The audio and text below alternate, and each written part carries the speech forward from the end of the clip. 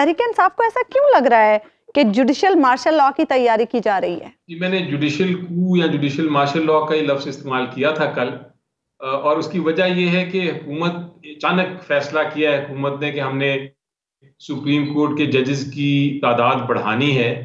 और उसका वजह जो पेश की गई है या बयान कर रही है हुकूमत, वो ये है कि हमें बड़ा दर्द है कौम का, और हम चाहते हैं कि सुप्रीम कोर्ट में जो केसेस डिले होते हैं उसको खत्म करने के लिए हमने ये तादाद बढ़ा रहे हैं। तो बड़ी अच्छी बात है कि हुकूमत को दर्द है कौम का, और वो जो डिले का मामला है उसको वो खत्म करना चाहते हैं। लेकिन सवाल पैदा ये होता है कि अगर डिले वाकई ये मकसद है कि डिले खत्म करना है, तो पहले वो लाखों केसेस जो पेंडिंग हैं सिविल कोर्ट्स में, पहले वहां तादाद बढ़ाएं, सिविल जजेस की कोर्ट रूम्स बढ़ाएं। फिर डिस्ट्रिक्ट कोर्ट में जहां लाखों जजेस जो हैं वो जरूरत है उनको, लाखों केसेस पेंडिंग है पूरे पाकिस्तान में, वहां तादाद बढ़ाएं।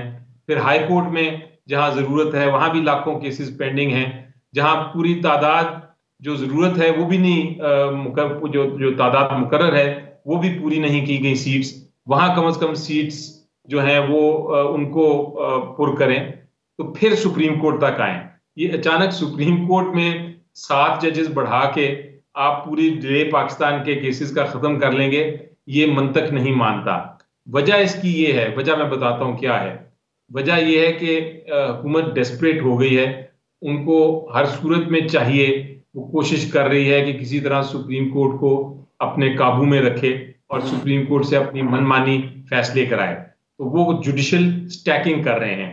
वो कोशिश कर रहे हैं कि जुडिशल स्टैकिंग का मतलब ये है कि आप तादाद इतनी बढ़ा दें जो आप समझते हैं कि इतनी तादाद से आप अपने जजेस अपॉइंट करके जो जो फैसले हैं वो अपने हक में करवा सकते हैं, या पुराने फैसले जो हैं जैसा रिजर्व सीट का फैसला है उसको तब्दील कर सकते हैं। और ये या सिंबल केस का जो रिव्यू है उसको वो डिसमिस करा सकते हैं। ये सारे मामले हमने देखे हैं, पहले भी देखा है आपने। अगर आप तारीख पढ़ें तो आपने साउथ अमेरिका में भी देखा होगा, अफ्रीका के कुछ ममालिक में भी ये जुडिशल स्टैकिंग की गई थी। इसी तरह एशिया के कई ममालिक में की गई, ताकि वो आप जजेस की तादाद इंक्रीज करती है हुकूमत, ताकि हुकूमत अपने मनपसंद जजेस अपॉइंट करा के अपने फैसले करा सके।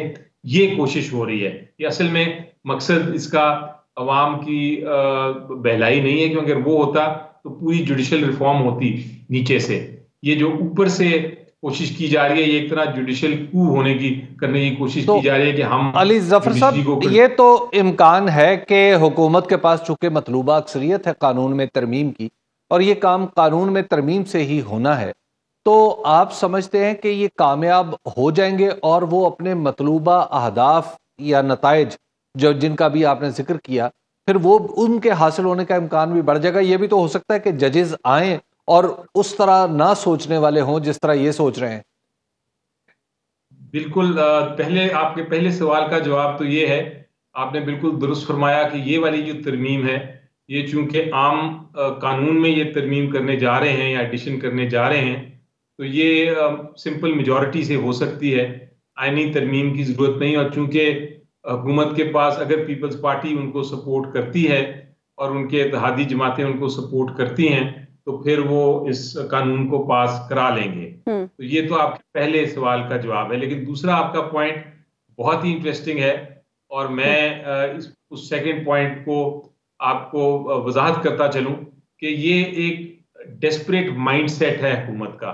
हुकूमत का ये ख्याल है कि हम किसी ना किसी तरह कोशिश करें और तादाद बढ़ा के सुप्रीम कोर्ट को कंट्रोल करें। लेकिन जिसा आपने दुरुस्त फरमाया कि ये ख्वाहिश जो है या ये जो स्ट्रेटजी है, जरूरी नहीं है कि ये कामयाब हो, क्योंकि जो जजेस अपॉइंट हों जरूरी नहीं है कि वो इनके माइंडसेट के हों। इनकी ख्वाहिश जरूर है, इनकी कोशिश जरूर होगी, स्ट्रेटजी जरूर है, लेकिन प्रैक्टिकली कामयाब उसमें होंगे या नहीं ये वक्त बताएगा।